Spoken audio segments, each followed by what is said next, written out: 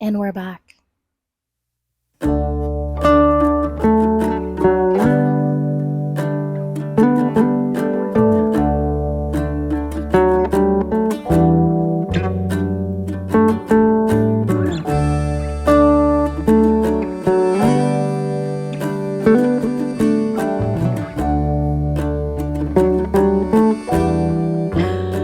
Hello, everybody, and welcome back to another episode of the Raw Obsidian Podcast. My name is Kris, and I am the maker here, taking you on my adventures in knitting, sewing, spinning, farming, and everything else that occurs in my very chaotic, change-filled life. It's a beautiful life. I want to give a shout out to all of my Club Obsidian members for just supporting me through this interesting transitional time for me. The farm has been going through some transitions, new additions, and I have been going through transitions as a parent. And so the support of Club Obsidian with their dollars has just been such a help in keeping me creative and in keeping me driven to stay in the game. And so I've been quiet for Club Obsidian for a bit. I owe y'all some content, so don't you worry. Stay tuned. I'll get it out to you right before I do other things and shift priorities for the podcast and for my Ko-Fi or coffee, however you'd like to say it. Yeah, things are good, and I'm just so grateful for Club Obsidian for just supporting me a little extra along the way. Thank you guys. Let's get on to what's been going on before I start talking about what I'm wearing. um, a lot of changes have happened to the farm as of recently. If you don't follow me on Instagram, my handle is @obsidianbrat, and you can follow me there. And that's where I post a lot of life updates. Like, we got a ram midway through winter. His name is Aries. He is very sweet. He is currently in with the flock, and hopefully he does his sweet little job and we get some lambs in the fall. Cute merino lambs. I'm so excited. What else has occurred? We got our sheep sheared, and I have been cranking away at processing wool bats, some like rustic wool bats for spinners. And it doesn't have all of the lanolin removed. It does have some veggie matter, but it is oh so soft. And so I've been trying to get all of the wool processed so I can list it on the Old Lantern Farm and Fiber website that we have. I'll link it below for you to check that out. And then you can also keep checking. I'll let y'all know when there is a shop update. Yeah, so I've been processing wool bats. I've also been participating in Mackenzie of M to the Third's D20 knit along, which has been very fun, and it's honestly like pulled me out of some like hate for fingering weight sock knitting. So that has been really fun. If you don't follow Mackenzie here on YouTube, she does an awesome live, I think, every week, and is hosting this knit along, and there's prizes, and there's still time for you to join. So I'll link her YouTube for you also below. Yeah, there's been so much that's happened. Also with Mackenzie, we did a little knit and chat together for like a series that she's doing called Cheese Man Knit, and that's been really, really fun to do. I had a blast doing that with Mackenzie. And then also, big news, Zaz is in daycare. Zaz is in daycare. My child, sweet Zaza, sweet Esperanza, is in daycare. Which is why I am filming this podcast, everybody. I have a moment. I have time to just sit and chat about the things that I'm making instead of running around like a chicken with my head cut off, being a mom, being a farmer, being an internet content creator, making things, doing things that I like and enjoy but never have time for, because being a mom to a toddler is very, very hard and time consuming. So, Zaz is in daycare, and it's wonderful for me. And it's also wonderful for Zaz because they are making friends, they are building language skills, they enjoy their time there, and look forward to going out the door with dad. And Jordan is great because he's doing drop off and pickup, so I don't even have to worry about that. It's another thing off my plate. Zaz is in daycare. And Zaz is 2. Like, where has time gone? My sweet little baby is 2 years old. So I am just, wow. What? And also, in addition to Zaz being in daycare, freeing up my life, I also got a job at my favorite coffee shop and cafe in town. It's a really fun time. I love working there. I've only worked there for 1 day, but I think tomorrow's my next day of work. And so I'm very happy where I'm at. I get adult conversation. I get quality pastry access. I get quality coffee that I can just drink, but it's like really strong, so I don't drink very much of it, or else I'd be up all night. Um, yeah, I have a job at a cool place with cool people, so I'm very happy about that. And then I'm also doing a trial run to help my friend with a farm booth for their farmers market booth, um, slinging veggies and CSA boxes on Tuesdays. So I'm entering my fun work era, which is huge. To be a small business owner, owning a farm, to working at a local small business cafe and coffee shop, and also helping out another friend who is a small business owner and farm. Doing the things that I love: fiber, coffee, delicious food, and veggies. Hello, wonderful life. I'm so happy. And of course, mom stuff, you know, internet stuff. But I have time, I have balance to do all of these things. And it's very joyful. It's been a long time coming. I don't think I've had like a free moment of quiet to myself in almost 2 years. And so last week was Zaz's first week in daycare, and I just chilled heavy, and it was so nice. And now I can see the balance, I can see everything laid out in a good way.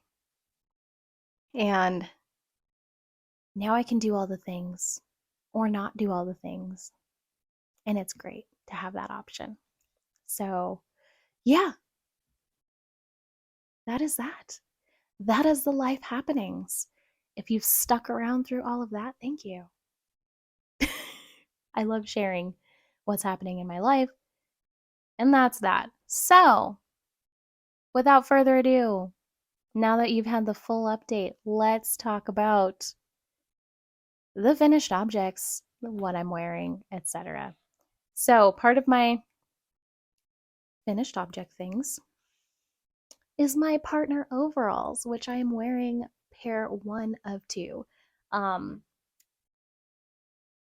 do a little schmoodly do so you can see the whole fit, etc.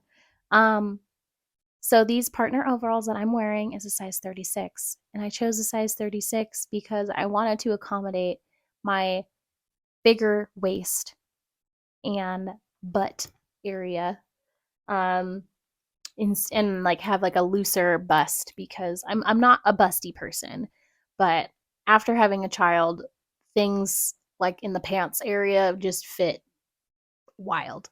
Um, so having the option to cinch the waist if I want or not cinch the waist is really great with the partner overalls.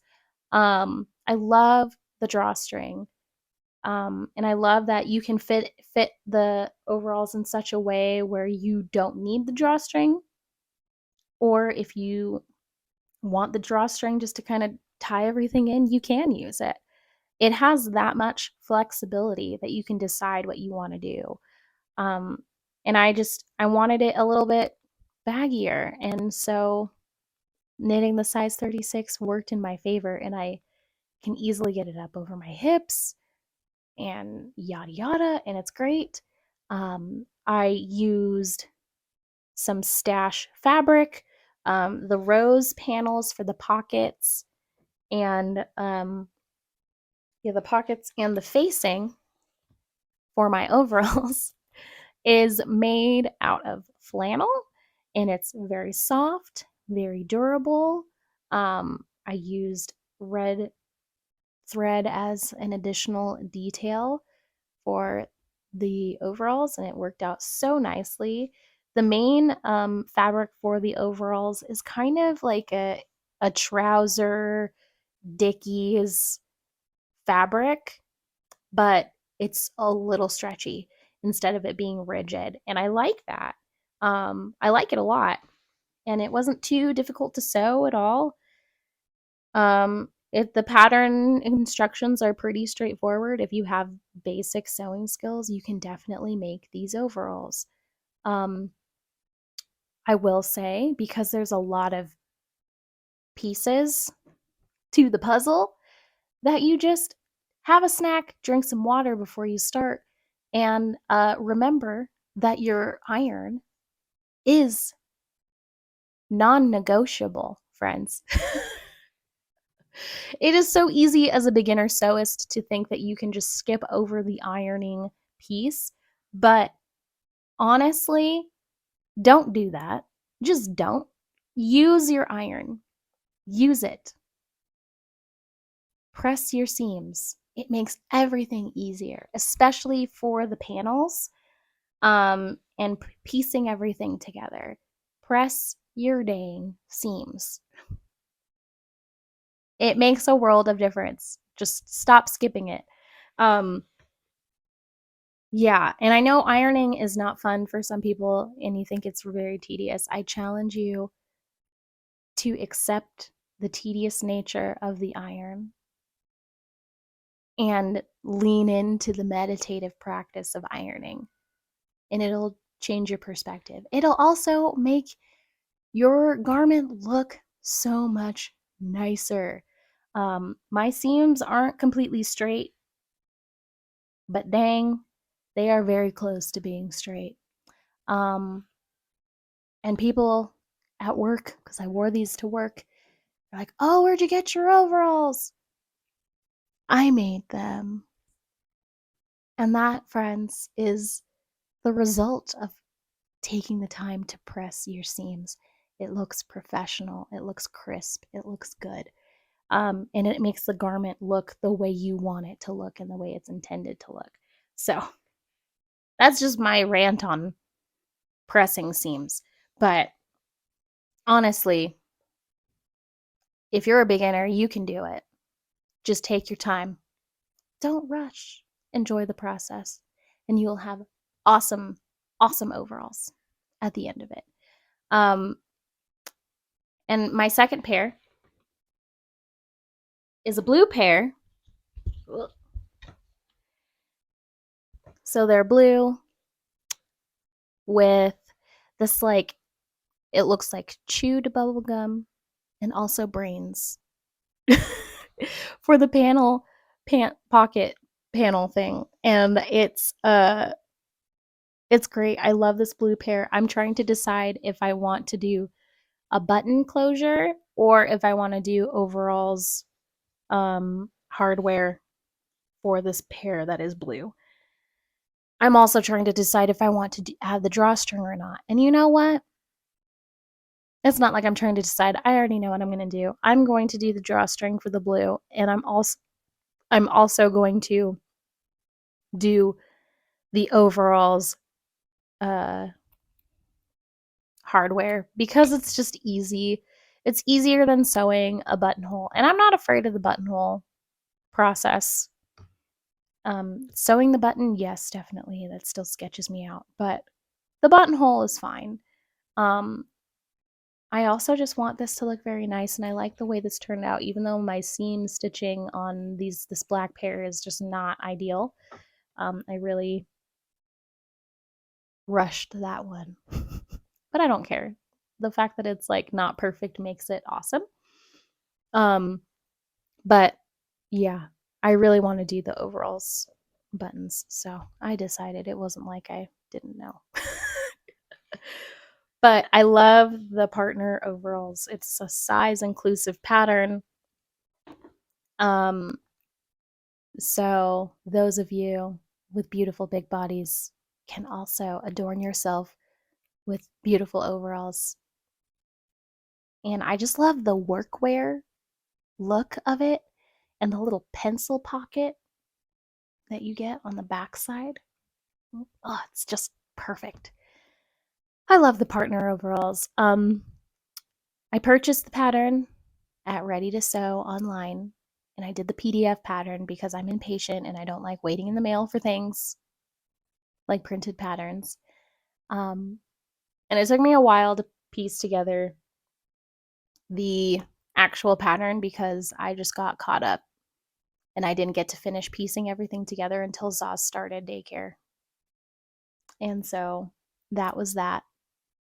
Piece it together, cut out my fabric.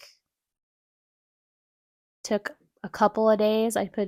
Did one pair in one day and another pair in another, and it was 2 days I had 2 pairs of overalls. So that was an enjoyable first 2 days of Zaz and daycare.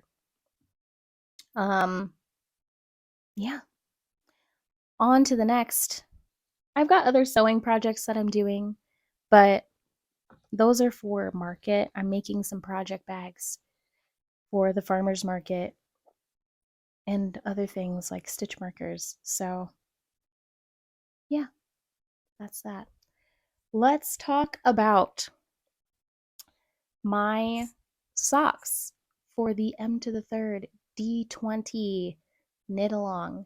If you're not familiar with the D20 knit along, let me just give you the short of it. Or you can go, if you want more in detail, you can go to Mackenzie's Instagram at M to the third on Instagram. And she has like a whole, I think, a highlight and a couple reels about the D20 knit along. So I chose to do Miss Hattie's basic rib sock. Please disregard what I just said. It is Wise Hilda's basic rib sock. How could I get that wrong? It's a free pattern that I got on Ravelry. I'll link it below. Here is the sock. Lighting of my ring light is very interesting. But here is my sock. It's got a nice stretchy rib. I'm on the toe still. I'm taking 12 million years to knit these socks.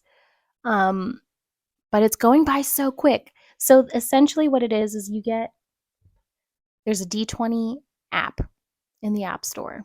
And D20 stands for dice with 20 sides.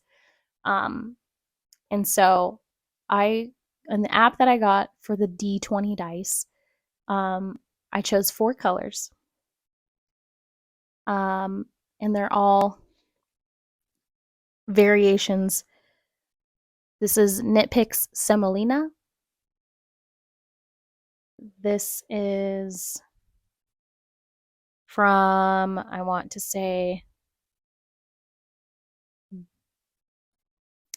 this is a stash yarn in this like flower petal garden colorway. This is the same company of stash yarn in this like beautiful green, and it's not showing up fairly well. I think this is pretty accurate back here, this green. I'll show you the pink too. Yeah, this is better. Way back here instead of up there. But the pink has this awesome variation. I hope you can see it. And then finally, an even paler yellow. I couldn't tell you what color this is, but it's also Knit Picks. It's the Peruvian Highland wool. And so I chose 4 colors. And at the time when I casted this on, I was like, oh, this is giving Easter egg basket or Y2K realness. And I love it, honestly. I love the way that the socks are turning out. So essentially what you do is I used the D4 dice, and it's like a triangle shape, to choose my color. And I have these little popsicle sticks that have the number in each color. And you roll the dice, and whatever comes up between numbers 1 through 4 is the one you start knitting with. And then using my D20 dice, I basically choose how many rows I'm going to knit with that color. And so it turned out to look like this. And it's very cool. I like the way it turned out. It was also super addictive. As soon as I finished those rows, I'm like, yeah, let's roll another. Let's roll another. Let's roll another. And it was just so fun. And it was the fastest I had knit a single sock. And of course, now I'm not even finished with this sock. And I still have another sock to do. Thankfully, we have until June. So I'm going to try to like work on this and finish up the toe. But this is really fun. There's still time for you to do the D20 sock, sweater, hat, whatever, what have you. It's really fun. And honestly, it's the only way I'm ever going to knit a fingering weight sock ever again. I had sworn off fingering weight socks until Mackenzie did the D20 knit along. And now this is the only way I'm doing it. I'm knitting my socks on these size 1.5 or 2.5 millimeter Chaigu 9-inch circulars. I'm getting to the point on the toe where I need to switch over to my Knitter's Pride Carbons double pointed needles, because that decrease is just not great for the circular needles. It's just not. But yeah, that's been project number 1 with the sockies, and it's been really great. Thank you, Mackenzie, for coming up with this D20 method, because wow. My second project, I have many, by the way, but I'm only choosing a few to show you because the amount of whips I have is ridiculous. I've become a whip fiend. In my handmade project bag is, behind me I have my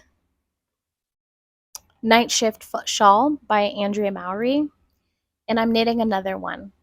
I'm saying that it's for Zaz, but let's be real. I'm going to be the one mostly wearing this. So this is my second Night Shift shawl by Andrea Mowry. But the big difference that you'll notice is that I am knitting this in fingering weight yarn. I am on section 6 of this shawl, quote unquote. And It's on purpose, trust me. I know that it is significantly smaller than the giant one behind me. I did that on purpose because I wanted it to be like a mini version for my child, using the fingering weight yarn. So if you want an example as to why gauge matters, let this be an example to you. This was on purpose. This wasn't on accident, but gauge matters. Fingering weight yarn on size US 5 or 3.75 millimeter needles makes a significantly smaller shawl. This was made using, I believe, US 8 needles with worsted weight yarn. And for me to achieve the worsted weight for this one, I used fingering weight held triple. And so there's fingering weight single, on US 5, significantly smaller. And I'm using different shades of purple, and I love it. There's like this like sunsetty color fading into like more purple and pink heavy yarns. The main color is like this Knit Picks lavender color. I could not tell you the actual color to save my life. And then the rest is just stash yarns. Wonderful stash yarns. This is the sunset color that I used on the bottom. Have I used this one yet? Pretty sure I have. No, I haven't. One, two. Nope, I haven't used this one yet. So this one I'm going to probably use at some point. I have definitely used this one. So yeah, there's a, oh yeah, and then this dark purple. It's coming up. Yeah, there's, this light is so interesting. It's coming up very, very bright. But yeah, it's fairly dark. And it's just been a blast. Here's these other two colors. You can kind of see the light kind of blows out the colors a little bit. But it's been a fun time. So yeah, that's what I've been knitting on lately, and it's been very, very nice. Next on the making whips is some hand spun. And they're still on the bobbin, so it doesn't look like very much. But trust me, it is quite a lot. So the first is this chocolatey, beautiful, soft Polwarth silk that I got from Greenwood Fiberworks. It's been in my stash for quite a bit. I think it's since last year. Yeah. It's still a stash year. So I've just been working through my stash of things for making. And I got this during a Black Friday sale. And this is the black bean colorway. But it's very nice. I need to get this off the dang old bobbin, but there you go. The twist is not the greatest. It's very thick and thin, but trust me, that was on purpose because I was just simply playing. I was simply playing around, which is great. I don't know what I'm going to do with this yarn. Maybe I'll weave something with it. Who knows? The second thing is just a single of this like also chocolatey brown color. It's coming up more gray on the camera, but this is local Shetland wool out of Enterprise, Oregon, just over the mountain from me. Maybe like an hour and a half away from my house. And this was very fun to spin up. My first time spinning with Shetland, my twist was too tight. And uh it's like utility yarn, like twine. It was pretty bad.